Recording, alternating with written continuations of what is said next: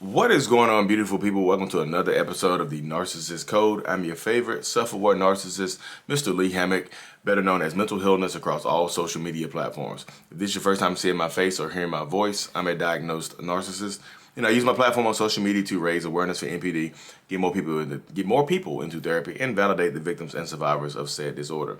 Today's episode is going to be about generational trauma, passing down is narcissism. Narcissistic personality disorder, is it hereditary? And things like that. So I'm gonna tell my story real quick. Sorry, y'all. Dry cough. But so a lot of people asking me because I have been diagnosed with narcissistic personality disorder. Like, I have a twin brother that's not a narcissist. They're like, why is he not a narcissist and you are a blah blah blah boo boo boo beep beep beep. That's why I get that question, and I also get the question, and like, is another question I get consistently is, or one of your parents narcissistic? So my mom's not a narcissist. My mom's not a narcissist. My dad, on the other hand, I don't know. Like I said, my dad was in my life, but I don't know him. You know what I mean? He was there, but he wasn't there. He was like the absent parent that is also present. The one that, you go see them and they put you in front of the TV or the video game all day while they go do what they do. That's the type of parent that he was. So could he be narcissistic? Yeah, definitely, but I don't know to make that judgment. So since I've been in therapy for the last almost 5 years, a lot of people one of the issues I had to work through was releasing that anger I had for him, the abandonment issues. Even though he was there, he also wasn't there. You can never make this person happy. So could I have had a narcissistic father? Yeah, he could definitely be a narcissist. But like I said, and the things that he does is all kind of narcissistic. Because when his mom passed away, my grandma, we were at the funeral. He didn't speak to nobody. He didn't speak to me. He just left. He left, and then he went home and wrote a status on Facebook pretty much talking junk about me and my successes in life and how they didn't make me better than him and stuff like that. So could he be a narcissist? Yeah, definitely. There's some traits there. You see that? You see where I'm going with this? So I have a lot of built up anger for him. You get a lot of toxic people that have toxic parents that they have anger and resentment towards, because like, that's a man I can never make happy no matter what I did. I was good in football, good in basketball, good in all the sports, smart. Still, nothing was impressive to this person. Nothing, you know what I mean? So I was like, I hated him for that. He gave more attention to my younger brothers and sisters and things like that. I'm the firstborn, but he has a junior that's named after him. So it's weird, all this stuff is building up in me, So as you can see, all this stuff is building up, all the anger and resentment. So did he pass it down to me? Possibly, but what happened to him? So I used to be angry because, one of the main things I hate people having over me as a narcissist, I hate when people have control over me. I just do. You don't get a chance to control me. I don't want anybody to control me. I don't want that. So my therapist is like, hey, look, your anger is your main emotion you experience. And if you can't control your emotions, if somebody can affect your emotions so easily, that person controls you. I go, well, nobody can affect my emotions easily because I can turn them off. She's like, no. When you talk about your dad, you get really, really emotional. You get really, really angry. So your dad is in control of you. I'm like, what? I'm angry now. She's like, look how you're acting right now when I just said that. Look how angry you got. The thought of this man having control over you or some type of power over you makes you this angry. I was like, So how do I had to find a way to get past this anger. How do you work through this anger, this abandonment, this trauma, whatever you have going on? So I'm at home. Again, y'all, this is why I say I believe in God. I'm not a Christian, but I do believe in God. I pray to God every night. If I miss a night praying to God, I wake up in the morning and pray to him. And like I said, I also read the Quran. I read the entire Bible. I'm more spiritual than religious. Thank you, God. This is a God-blessed journey. That's the only reason I'm here. So I'm laying on the couch one night. I get on, like I said, I need to figure out how was his dad with him. I never met my paternal grandfather or my maternal grandfather. He passed away when I was young. But my dad's father passed away when he was young. So I didn't get a chance to meet him. So I'm on Ancestry.com looking up stuff like that, putting in my family name and put in my grandma's name, put in my dad's name and the brothers and my aunt and uncle. And then Ancestry.com gives you hints. So a hint popped up, right? A hint popped up about my grandpa's, his origin, his name and stuff like that. So I'm like, oh wow, I know his name now. Cool. And then another hint popped up.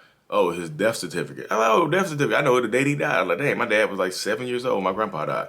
So, 7 years old when my grandpa died. I was like, cool. I was like, that makes sense right there. his dad died when he was younger. I can understand why he's not a good father. So that helped me out a little bit right there. But here's the kicker right here, y'all. On his death certificate, it had cause of death. And you know how doctors' handwritings or whatever, the coroner's handwritings are kind of sloppy. So I had to zoom in. It said, suicide. He had unalived himself. I was like, what? And it said cause of death. And then, I think it said right beside it, it's like small caliber gunshot wound to the head. Like on 5:30 on a Monday morning, my grandpa got up, rolled out of bed, went downstairs into the bathroom, found a little pistol, put it to his head, and pulled the trigger. And I'm pretty sure my dad found him. One of the kids found him. So he decided to do that. Traumatized a 7-8-year-old little boy, his brothers and sisters. You see how that works right there? So that man who ended up growing, that little boy who ended up growing up to be my father, had carried the trauma his whole life. And then he passed it down to me. You know what I mean? Because I'm trying to get him his love and care and attention. He didn't give it to me because his dad took it away from him abruptly. So you see how this passed down right there. So is narcissistic personality disorder hereditary? It can be. I don't. A lot of people have been coming at me with research. Like there's research that says it can be passed down through the bloodline and lineage and things like that. But as you can see in my story, it's passed down through trauma. It's like handed down. It's handed down to me from my grandpa, who unalived himself, to my dad, who is possibly a narcissist or at least a toxic person at the least. But I'm telling y'all, the stuff that he's been doing as an adult, the stuff that I see him doing, I'm just like, yeah, you're a lot like me, and it made me, I understand it. You know what I mean? I understand where he comes from. So helping to understand where he came from, like, damn, my dad really went through some trauma in his youth, and that trauma kept him from growing up and being a real person and being a real man to take care of his kids. And that's how I ended up the way I am. Cool. Can I blame him for that? No. There's still some blame there, because I know no matter what you went through, it doesn't give you the right to treat somebody else terribly, especially to your kids. But it allowed me to release a lot of the anger and hate right there. And on my journey of growth, that's helped me. They helped me realize, and plus he doesn't have control over me anymore. So that's another bonus points right there, because he doesn't have the control over me anymore. You see how that works right there? I got bonus points. Y'all don't get the bonus points.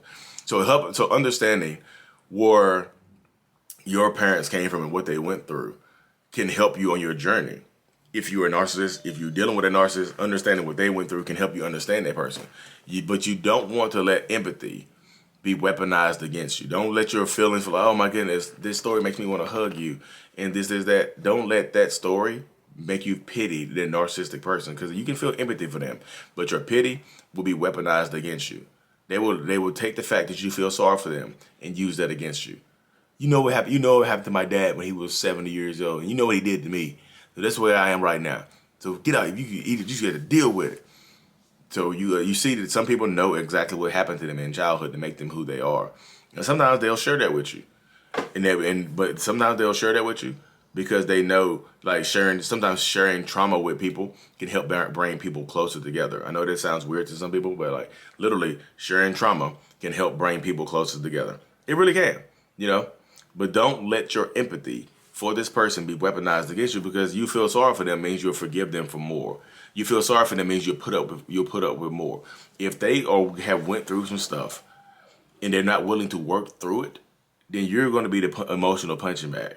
They're going to pass it down to your kids. They're going to take their trauma, their inability to work out trauma, they're going to take it out on you. They're going to push it onto you. So it's up to you. Like I say again, I don't tell everybody to leave, y'all. That's the decision you have to make yourself.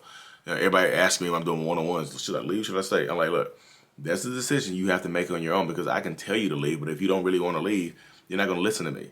You have to get to the decision that you want, leave or stay. Is this person willing to make any type of changes? Is this person willing to go step inside a therapist's office?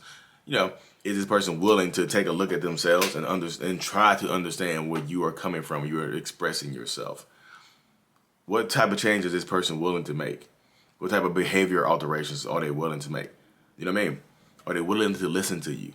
Or a lot of times you have to understand that the only power you have in a relationship like this to change somebody is the power to change yourself. So you have to work on you. So again, to me, I'm trying to stop the generational curse right now. The generational trauma have to stop passing that down right now. I have to. You know what I mean? Like literally. You have to stop passing it down, because if you don't stop passing it down, it's gonna continue on and on and on and on and on. It just does. But like I said, right now, it stops with me. It ran in my family until it ran into me. There you go, right there. I'm on a journey, y'all.